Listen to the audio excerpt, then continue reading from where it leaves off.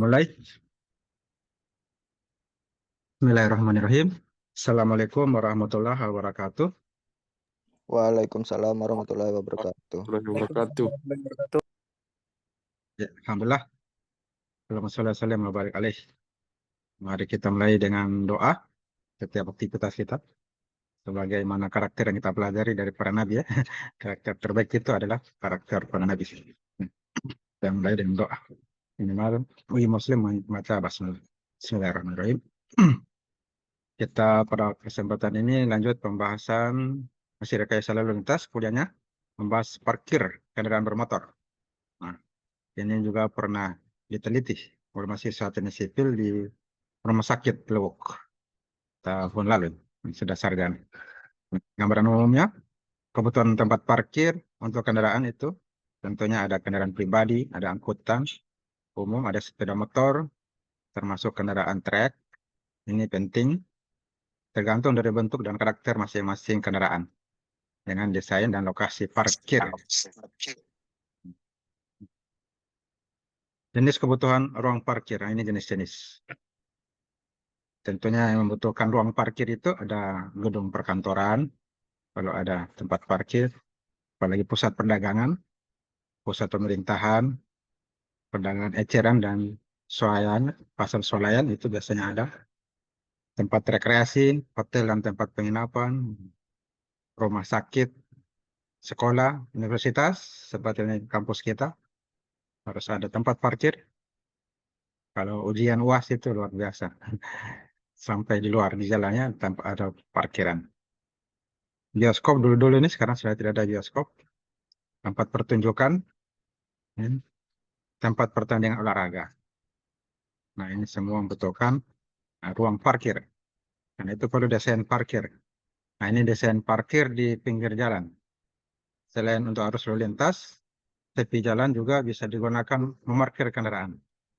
Kendaraan yang diparkir di sisi jalan, seperti kita lihat di depan kampus kita itu, merupakan salah satu faktor utama dari 50% kecelakaan. 50% ini kecelakaan yang terjadi di tengah ruas jalan di daerah perkotaan. Karena berkurangnya kebebasan pandangan, kurang kendaraannya berhenti di situ, atau keluar masuk dari dan ke tempat warga. Jadi bisa terjadi kecelakaan. Nah, kendaraan tiba keluar, nah, bertemu dengan kendaraan yang lewat, nah, kalau tidak direm, ya, bisa terjadi kecelakaan. Ada larangan parkir ini. Ini pada daerah di mana kapasitas lalu lintas diperlukan, di mana lebar jalan secara keseluruhan dibutuhkan untuk mengalirkan lalu lintas. Nah, pada daerah di mana akses jalan masuk ke lahan sekitarnya diperlukan dalam jarak 6 meter dari suatu penyeberangan pejalan kaki, dalam jarak 5 meter dari sumber air. Nah, ini adalah larangan parkir. Ya, tidak boleh parkir jarak 5 meter dari sumber air. Pemadam kebakaran jaraknya harus 5 meter. Penyeberangan kaki yang jarak 6 meter. Itu sudah ada larangan. Pada daerah tertentu. Ruang parkir. Nah, ruang parkir ini adalah suatu satuan ruang parkir. Satu-satuan ruang parkir yaitu tempat parkir untuk suatu kendaraan. Pada tempat di mana parkir harus diberi marka pada permukaan jalan. Ini contoh ruang parkir. Ada yang luar sudut, miring. Ini ruang parkir biasa, sejajar. Ini sejajar ruang sudut. Parkir perumahan. Ini perlu desain geometrik parkir pada daerah perumahan.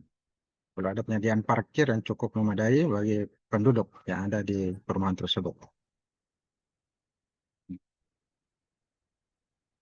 Kemudian desain geometrik parkir di luar jalan. Standar penentuan ruang parkir. Untuk menentukannya, luas ruang parkir di suatu tempat yang memiliki kegiatan tertentu, seperti tempat belanja, kantor, nah dibutuhkan ruang parkir. Tentunya berbeda-beda, kegiatan satu dan kegiatan lainnya berbeda. Ini kriteria kebutuhan ruang parkir untuk pusat perbelanjaan atau swalayan. Ini sudah ada moda, jenis modanya ini ada mobil, ada sepeda, motor.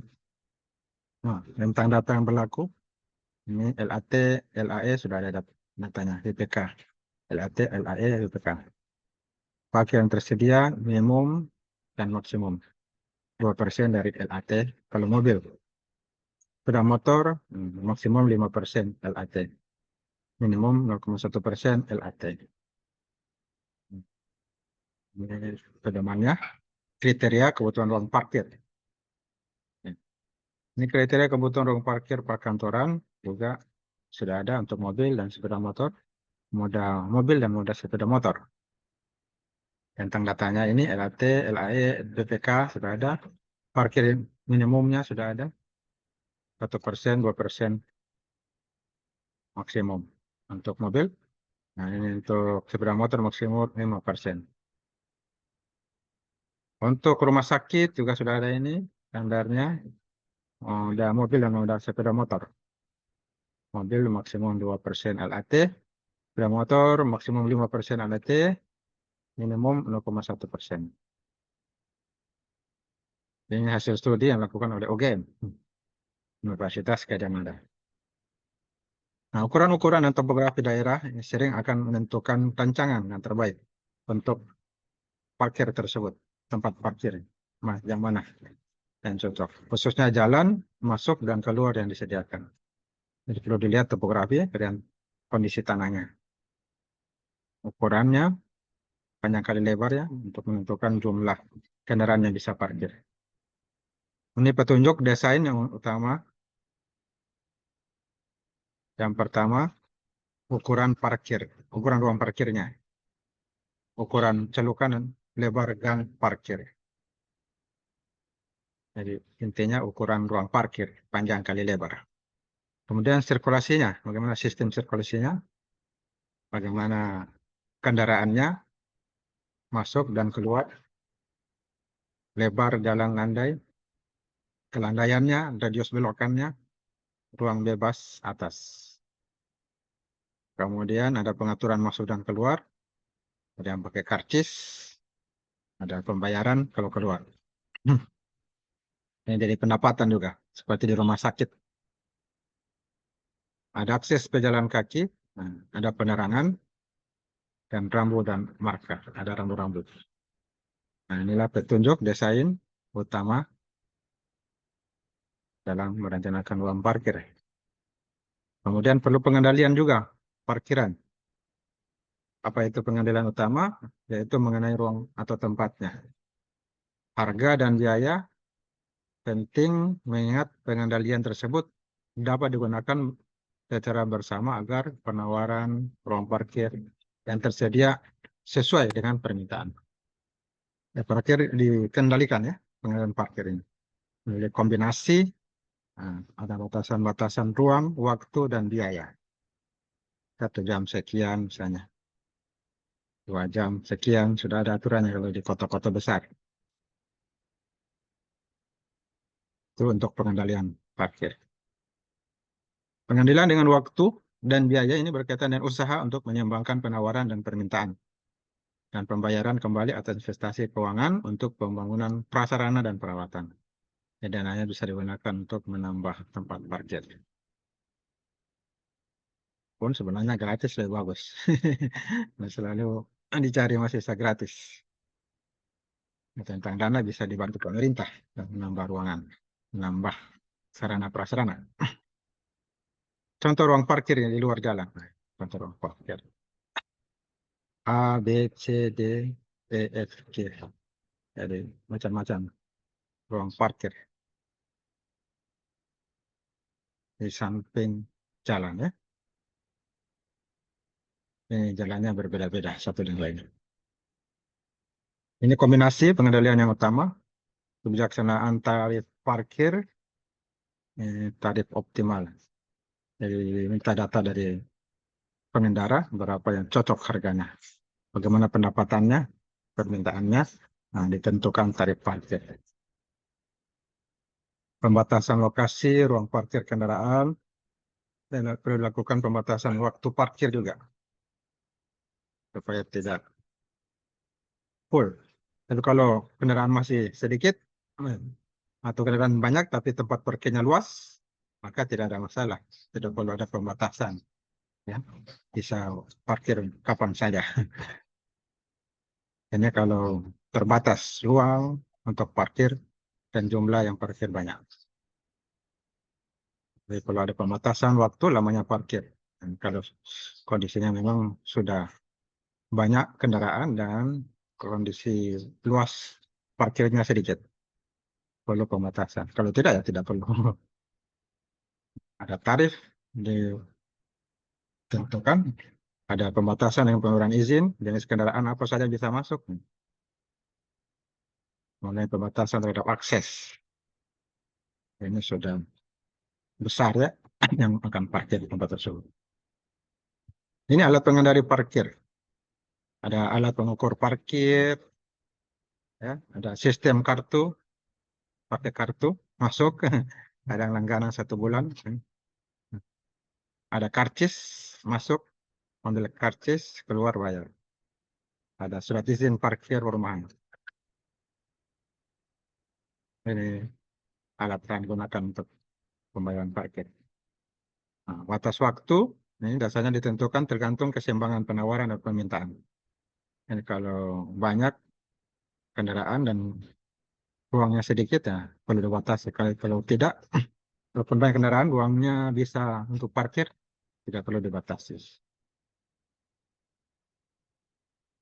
Ini petunjuk umum dapat digunakan pembatasan waktu. Nah, bisa 1 jam daerah perkotaan, 1 jam saja parkir atau 2 jam daerah pinggiran, 10-20 menit. Nah, untuk parkir di bank dan kantor pos, ini kalau sudah perlu dibatasi. Tapi sekarang di belum ya, belum dibatasi seperti ini. Masih bisa parkir kapan saja. Ini aspek penindakan pengelola parkir dan hukum. Parkir liar, biasanya parkir liar itu suatu penyebab utama kemacetan, ya. Jalan di kecil, nah macet, semraut. Bisa terjadi kecelakaan juga dengan parkir liar. Baik kendaraan yang parkir tersebut ditabrak di jalan atau pejalan kaki. Ada kendaraan yang parkir di jalan, tiba-tiba ditabrak dari belakang, bisa saja terjadi kecelakaan. Adapun tanggung jawab dari organisasi pengelola parkir ini mengumpulkan pungutan parkir. Nah, ini sudah besar parkirannya, bisa dibuat pengelola. Ada pengelola yang mengatur, yang mengatur pungutan parkir. Dan tentunya merawat karena ada dana masuk, harus dirawat tempat parkirnya dan seterusnya. Membangun fasilitas yang memadai untuk parkir. Menetapkan besarnya pungutan parkir, koordinasi dengan instansi kepolisian, penegakan hukum ini, koordinasi, bimbingan langsung oleh instansi yang bergerak di bidang lalu lintas dan angkutan darat. Itu tugas lembaga yang mengatur urusan parkir. Ini rangkuman, setiap perjalanan menggunakan kendaraan diawali dan akhiri di tempat parkir. Oleh karena itu, kebutuhan ruang parkir, ini, kebutuhan ruang parkir perlu dipenuhi.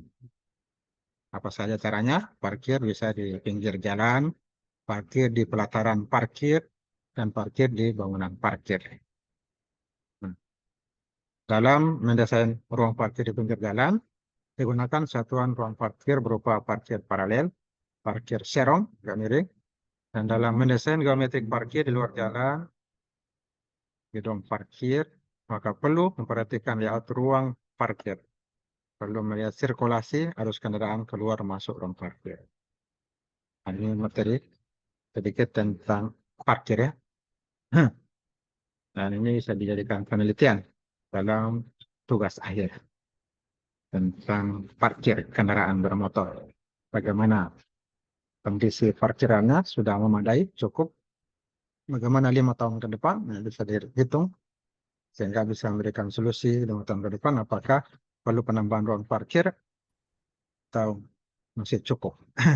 Kalau sudah berlebihan, nah bisa usulkan 5 tahun ke depan penambahan ruang parkir.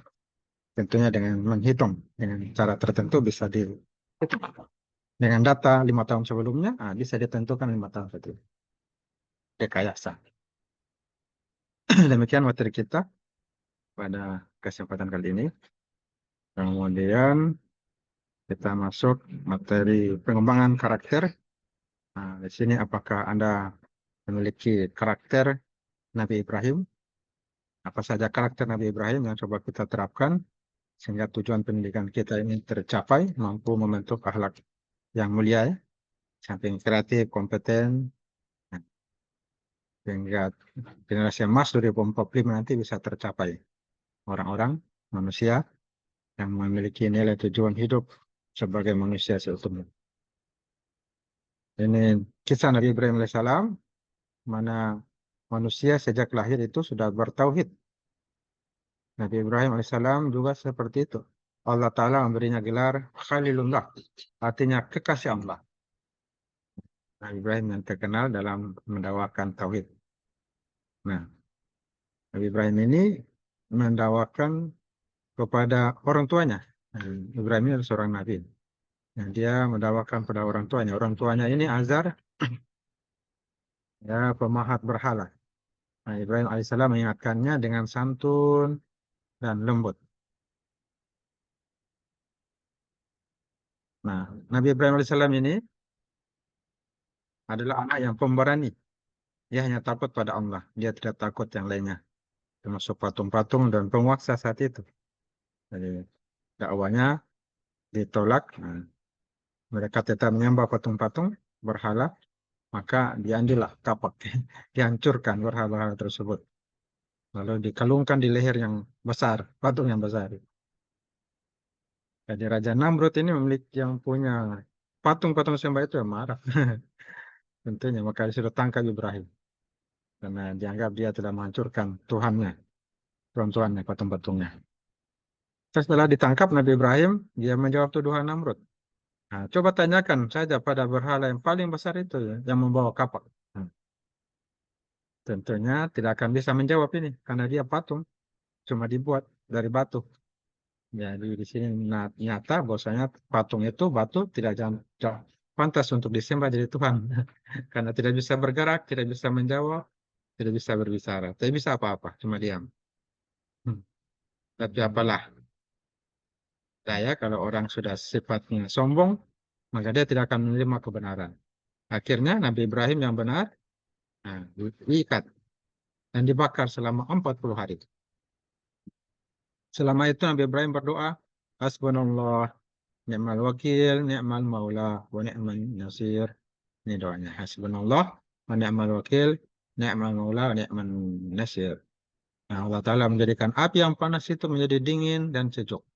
Walaupun dalam kobaran api, tetap tidak terbakar. Nah, Nabi Ibrahim selamat kembali Masya Allah. Masya Allah. aktivitas dakwahnya. Dan beliau selalu memuliakan tamu dan mendirikan sholat. Ini karakter Nabi Ibrahim. Memuliakan tamu, mendirikan sholat. Dan raja saat itu, Raja Namrud yang kejam, ya akhirnya masuk nyamuk. Ya, Allah binasakan dengan seekor nyamuk yang masuk di hidungnya. Itu dia meninggal, keluar nyamuk dari hidungnya. Orang lihat, dia terbunuh oleh nyamuk. Itu juga pasukannya dikirim. Kan nyamuk ini. Ya. Jadi harus hati-hati jangan sampai berbuat zalim sebagai penguasa. Nah, kalau manusia tidak bisa mengatasi, nah, Allah langsung yang selesaikan dengan mengirim makhluk-makhluk ciptaannya. Seperti nyamuk yang kecil, mampu membunuh Raja Namrud. Nah, ini hikmah yang bisa kita ambil. Apa saja karakter yang bisa kita ambil, pelajaran, ya, mahasiswa selalu berkata santun dan lembut pada orang tua. Berarti Nabi Ibrahim menyampaikan dakwanya kepada orang tua. Walaupun orang tuanya menyembah berhala, membuat patung, tapi dia tetap menasihatinya dengan cara yang memang lembut, santun. Kemudian mahasiswa tidak takut gelap dan pemberani. Ya, harusnya mahasiswa pemberani. Ini tidak takut gelap. Ketiga, mahasiswa harus memuliakan tamu, mengajak orang tua, adik, dan kakak beribadah, mendirikan ibadah, mendirikan sholat ya, dan bagi yang muslim, mendirikan sholat yang lainnya, ya, beribadah sesuai dengan agama kepercayaan. Jadi ini karakter yang bisa kita ambil. Apakah ini sudah menjadi karakter Anda? Santun, lemah lembut pada orang tua, berani, tidak takut gelap, memuliakan tamu, mengajak orang tua, adik, kakak beribadah, mendirikan sholat. Nah, kalau belum, mari kita terapkan agar karakter ini bisa kita miliki karakter yang terbaik. Ya, demikian materi kita pada kesempatan ini. Alhamdulillahirrahmanirrahim. Wassalamualaikum warahmatullahi wabarakatuh. Waalaikumsalam warahmatullahi Waalaikumsalam warahmatullahi wabarakatuh. wabarakatuh. Siapa yang